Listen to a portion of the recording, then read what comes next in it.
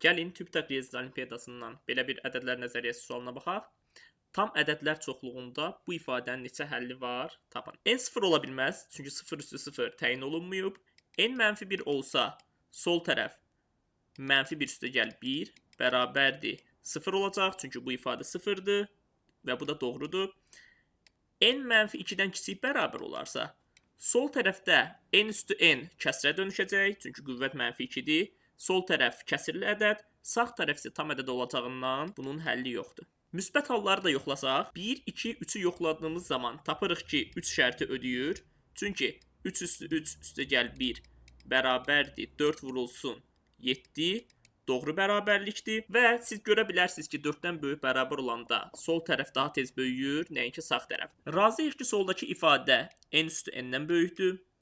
Sağdakı ifadədə n plus 1 deyək 2n-dən kiçikdir. 2n plus 1 isə 3n-dən kiçikdir. Onda sağ tərəfdəki ifadə 2n vur 3n 6n kvadratdan kiçikdir. Deməli 6n kvadrat n üstü n-dən böyükdür. Hər tərəfi n kvadrata bölsək n üstü n çıx 2 kiçikdir 6 olar. Amma n böyük bərabərdir 4 olduğunda bu ifadənin ən kiçik qiyməti 4 üstü 2 16 olar. Bu da doğru bərabərlik deyil. Deməli 4-dən böyük bərabər olanda həll yoxdur. 2 həllimiz var. 3, -1. Cavabımız C variantı.